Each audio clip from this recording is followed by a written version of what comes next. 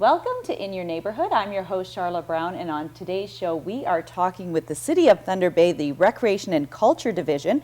My guest today is Kelly Rooney. She's the Volunteer Coordinator. Welcome to the show. Thank you so much. So tell me a little bit, Kelly, as to what the Recreation and Culture Division for the city does. Well, we have programs and events throughout the year, but right now we're thinking about the upcoming summer events and programs.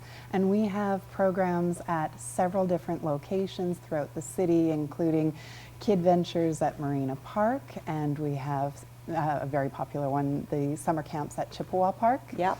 Playgrounds has a program which is a drop-in program at 16 different city parks throughout the city. Wowza. And then we have Adventurers Camp at the complex. So between those programs and all of the events like Summer in the Park and Teddy Bears Picnic, Canada Day, one of our biggest events, movie nights in the parks, which have become extremely popular. We have so much programming that happens all summer long. Right, and yeah, there's a lot that's going on, and of course summer's hopefully right around the corner, so it's all the planning and preparing right now leading up to that, and of course your job is of course recruiting volunteers, which is kind of our key message today. Absolutely. So let's maybe talk a little bit about each of these different programs and activities that's going to go on, you know, what they're about a little bit, so that people watching it and they just want to even come or attend, they'll get an idea of that, but then we'll tie in kind of what the volunteer opportunities are for each of these. So Playgrounds program, let's talk about that to start. Sounds great. As I mentioned, there are 16 different locations, so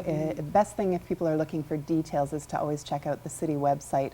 But Playgrounds program is a drop-in program, so there's no registration required, and children from different neighborhoods in those 16 areas can pop in and do activities and come up with plays or parades or games, and we usually have a snack time. People bring their own snacks and have a little picnic in the park as part of the activity, and we have staff at each one of those locations for drop-in throughout the day and volunteers who assist those staff with working with the children on different games and activities. We try and do a little arts and crafts, a little sports. We do everything from recreation and culture. Wonderful. And the drop-in, is all the times and stuff on the website, or is that, and does it run every single day of the week, or is it on weekends? Or all those details, and they're different from program to program, so my best advice would be, if you're looking for details on the programs, check out the city website, thunderbay.ca, and then you can find out exactly when and where. Otherwise, I might just direct people to the wrong place at this point. Yeah. And also to find the park that's closest to you and find out what's happening there, or if there's another park that you're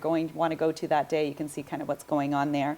So what kind of volunteers and help are you looking for that program? Well, that program is usually geared toward our youth volunteers, and we have a very big program that has usually between 100 and 150 new volunteers every summer.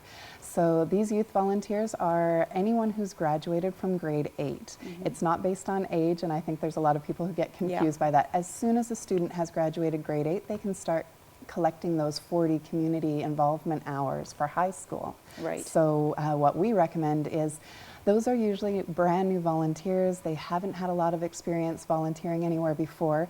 We created a program called Teens in Training. So if there is a student out there who's looking for a 1-week opportunity to volunteer with Playgrounds, they would call and register for Teens in Training. They would get the training that they need, and then they would have the 1-week placement at one of the programs. Wonderful. So a way for them to get all their volunteer hours, but also maybe even more opportunity to even get more than those 40 hours. Absolutely. Because there's lots of different opportunities from the various city programs to get different skills.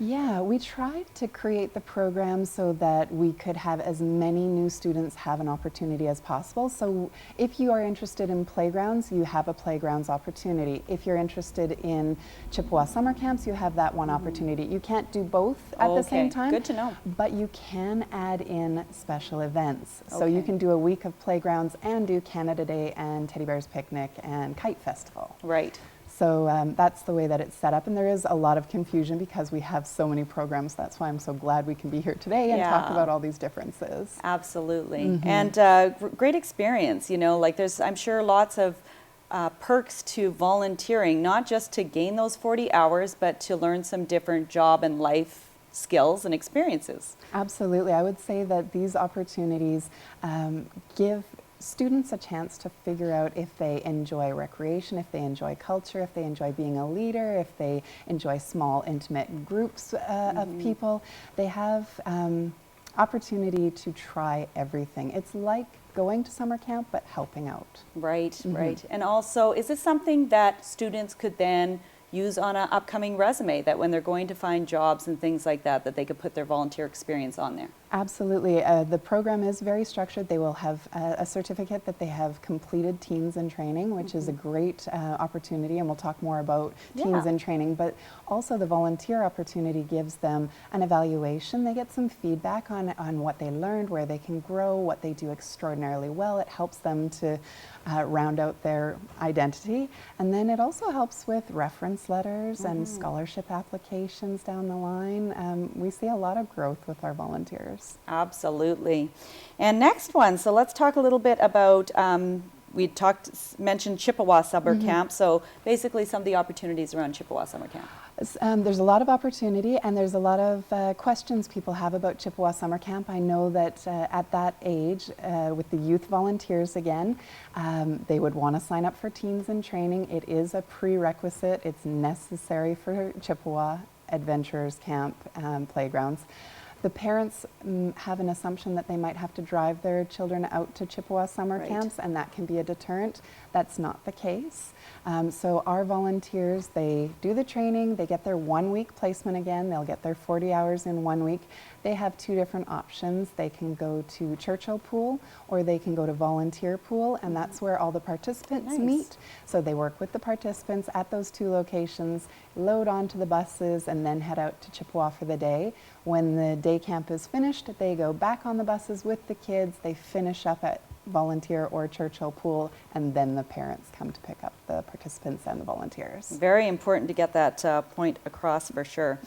And how about the Kid Ventures program that happens at Marina Park?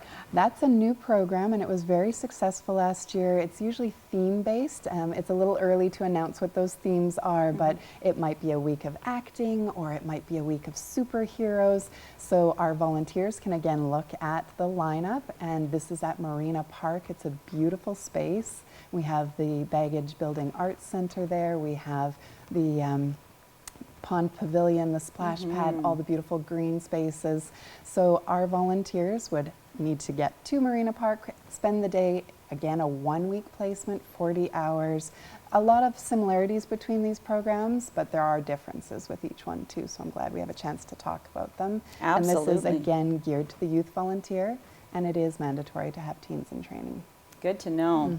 And then there's tons of special events and big ones, like you mentioned with Canada Day that goes on. So let's talk about those a little bit, like Summers in the Park and movie nights. And Great.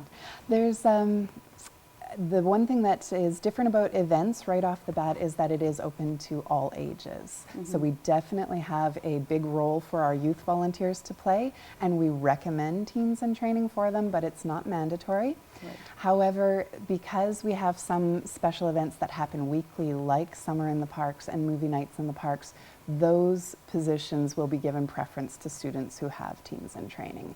For our one-day events like Canada Day or Teddy Bear's Picnic or Kite Festival, it's not required, and we don't give preference. We just accept through the screening process that we normally do with an application for those bigger events that have a one-day activity. So the Teens in Training, not mandatory. It's not just for youth. We want to make sure that people know that adults are allowed to come and volunteer, and we actually really need their help. Absolutely. They round it out for us. Canada Day is a great example of the number of people who are adults who come out and cut cake and help at the barricades when we close the roads and get ready for the fireworks, and it goes late into the evening, and our youth volunteers do a great job at their portion throughout the day, but we do need people from all age categories to come and help out. Absolutely. Well, we're going to take a quick break, but we're going to be right back with Kelly and talk about more of volunteer opportunities with the City of Thunder Bay Parks and Recreation and Culture.